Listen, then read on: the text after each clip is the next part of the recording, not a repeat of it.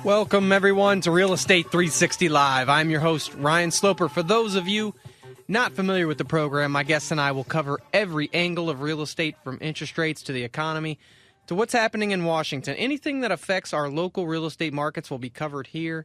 If you got credit issues and are unsure what you need to do to get yourself back on track to buy your home, or to buy a home, rather, reach out to us. We can help you with those issues. If you're looking to purchase or refinance and obtain a home loan, we can help you with that as well.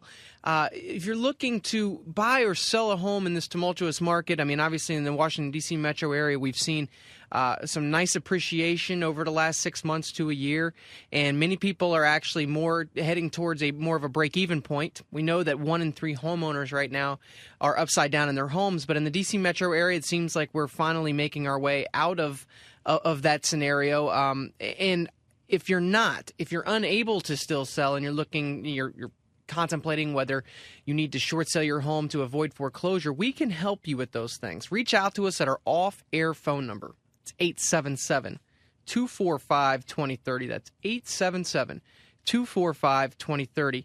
Or visit us on the web at realestate360live.com. That's realestate360live.com. Make sure you join us every Monday at WNEW 1580 AM from 2 to 3 p.m. in the afternoon. Joining me on our panel today to discuss the many issues of what happened in the markets last week, as well as what's on deck this week, is Louis Cammarosano, who is the general manager of HomeGain. Louis is often cited in the media as an industry expert in the Wall Street Journal, Forbes, CNN Money, Fox Business, Smart Money, MSN, and numerous others. Louis, how you doing today, buddy? I'm all right. And yourself, Ryan? How's it going? I'm doing well, Louis. Good to hear from you.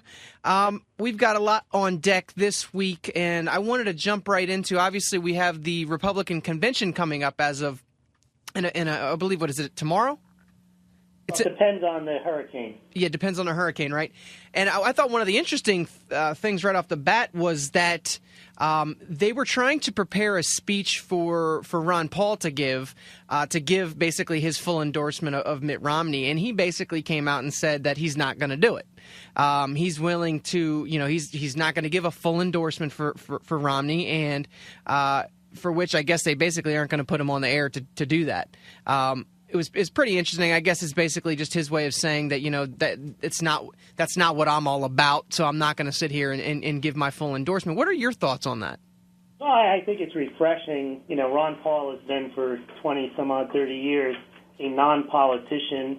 He basically votes against any bill that he thinks is against the Constitution. He doesn't work with lobbyists. And basically, he views big government as an evil, and he views that the apparatus of the Republican Party and Mitt Romney is more of the same, big government. So it makes sense that he didn't endorse Mitt Romney. He had his own rally yesterday. He drew about 8,000 people to the Tampa Sun Dome, and he repeated basically all of his platitudes of liberty and less government that he's been talking about for, his entire career. So it makes sense that, he didn't endorse Mitt Romney. It also makes sense that the Republicans aren't going to allow him to speak because, once you come down to the convention, it's all about rallying around the nominee. But I guess you can only rally around the nominee if you agree with him. And Ron Paul and his supporters don't agree with him. Yeah, I thought it was interesting, too, because, Ron Paul he has many supporters out there. And it seems more than you would imagine. He made the point yesterday that he probably received 3 times the amount of votes than he did if he wasn't running solely in the Republican Party because, as I mentioned, many people view running in the Republican Party as an evil in and of itself. Yeah, and many of his views, I feel like if either Obama or Mitt Romney were to adopt some of what he's talking about, I feel like a lot more people would jump on board. It's just not mainstream. It's not what anybody wants to talk about. Ron Paul's been talking about the stuff that nobody wants to talk about for years now. And, now is the time that everybody should be focusing on the overall economy, about what the Fed's doing, all the things that are continuously putting our country in the predicament that it's in right now. Well, if you look at the economy, with the Federal Reserve and so on, at least he's brought that, what the Fed is and what it does, to the attention of the mainstream media. Also, both parties give lip service to privacy rights and so on, but both parties in favor of the NDAA, which is interesting because I can't think of a congressman or senator who ran saying that we're going to spy on you and elect me for that reason. We'll institute things like the NDAA and we'll make sure we don't audit the Fed. I mean, those are things that are near and dear to the hearts of many people, not just Ron Paul supporters. No one's really, individuals aren't necessarily in favor of having a Federal Reserve print up money and say it's good for the economy and not knowing where they send our money. So I think most people are in favor of an audit, and most people aren't in favor of the government spying on them. But those are things that both Republicans and Democrats, may say they're against, but they both end up supporting them. You're listening to Real Estate 360 Live. I'm your host, Ryan Sloper, joined by my guest, Louis Cammarosano, the general manager of HomeGain. Louis, it's interesting, too, because many people, I guess they don't really care about the Fed because they don't really understand what the Fed's doing right now. And the ones that do understand that it's not really helping the economy, and it's an insider game. Yeah, and some people are under the impression, well, I know that the Fed's good right now because mortgage interest rates are low. And while I can understand why if they're actually a buyer looking to buy a house right now and they feel like the Fed's helping push interest rates lower, while that would be, a good view for them to have short-sighted, but I can understand where they're coming from, but they need to understand the overall long-term implications of what the Fed's doing and why Ron Paul is against what the Fed's doing. I think that it's important for people to realize that, the Fed has been basically granted the almighty power over everybody at this point in time. And what they're doing long-term is destructing our overall currency and our overall economy. And I think that, it's important, and that's why I know that once Paul jumps out of this race, we probably won't hear another thing about the Fed, other than the fact that many of the investment bankers and or economists at this point have said that they don't feel that QE3 is going to do any good. Well, really, what took you so long to figure that out after the first two times? If you think about it, Ryan, the Fed controls the price of money. It's not market-driven. They decide how much money there's going to be in circulation, what interest rates are going to be, and it's done by fiat. Yeah. It's not done through any market mechanisms, no price discovery. They just decide what's in their best interest, and then they do it, and then they package up the story why it's in our interest, and then they resist because they want to claim they're independent that you really shouldn't know what we're up to because we're making sure this is all apolitical.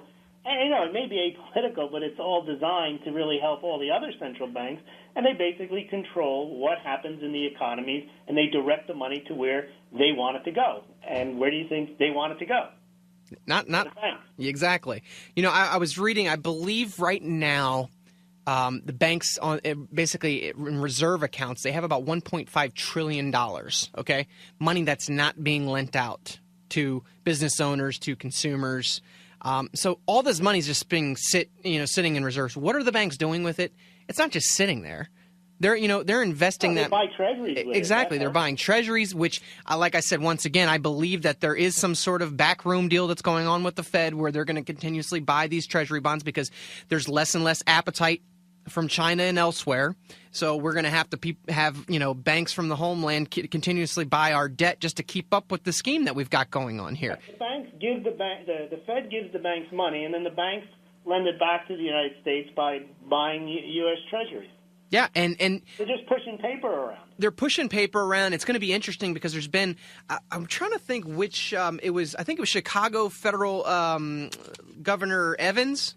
I believe it was he that came out and is calling for immediate action. He said in a speech in Hong Kong that the central bank should make open-ended purchases of mortgage-backed securities until the economy shows clear signs of improvement, such as steady drop in employment for 2 or 3 quarters. How does that help employment? All that does is they print up money and they buy bad assets. Yeah, and not only that, it's why would interest rates staying low show that there's a clear improvement in the economy? You know what I mean? It's not going to facilitate anything other than the people that are qualified and able to buy homes. They're able to do so, but it's right. If somebody wants to buy a house, they have to have savings. Well, how are you going to save money when interest rates are close to zero? I totally agree. And what's the difference between 2% interest rates and 3% or 4% interest rates? Is it going to really change somebody's qualifying power? I don't think so. I mean, at this point, we have historically low rates. The answer to the problem is not to keep interest rates, or make them even lower. And to be honest, I don't even think that that's the effect that another QE would have. Right. Interest rates being low, if interest rates being low and printing money was the panacea to an economy, we can point to Zimbabwe and say, well, they'd be the champions because they print trillion-dollar notes. Right. Absolutely. Printing money, just that doesn't create any value. That actually dilutes the value of the dollar. It doesn't encourage savings, and it doesn't help the economy. What it does, it helps insolvent entities stay afloat. And we've spoke about this many times before that, there's never been one fiat currency in the history of man that's not ever become extinct at some point. We are definitely headed that way. Now, the Republicans do have that they're going to look into going what the impact of a gold standard would be. Now, back in the early 80s, Ron Paul was on a commission. They did have a gold commission, and, of course, it didn't go anywhere. Ron Paul recommended a gold standard, and that was basically the end of it. The commission decided not to go forward with a gold standard. Now, they may eventually have to do a gold standard if all confidence is lost in the dollar because it's not tied to anything. The only thing that's keeping the U.S. going is that no one else is on any type of standard. Sure. So none of the currencies are backed by anything other than the full faith and credit of the sovereigns that say that the value of their currency is what it is. But at some point, someone's going to, maybe the Chinese will do it. Someone will back their currency by more than just saying it's worth what it is. Yeah, I think it's actually interesting for people out there right now that have taken the stance that they don't really want to be in the stock market. They can see where our currency's headed, and they've been making plays into the gold and silver market. And I think it's hilarious because gold has kind of stayed stagnant price wise, and the same with silver.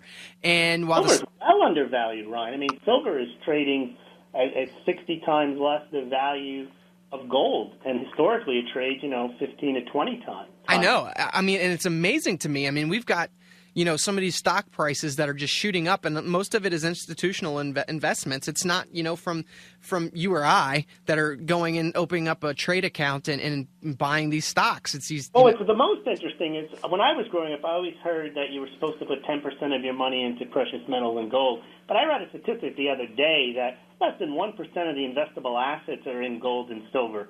So just imagine if people actually took that advice, the prices of gold and silver would shoot up if you just had 2% of the investable assets in gold and silver. And you saw recently Soros and Paulson, they doubled up their bets on precious metals. But most people don't have access to precious metals in your 401k, IRAs. It's generally not an offered investment opportunity to invest in gold and silver. But I think people will really start to look at gold and silver and real estate as they start to see these sovereign debt crises pop up all across the globe. And, of course, eventually we'll focus on the United States, $120 trillion deficit when you include the unfunded liabilities of Medicaid and Medicare and Social Security.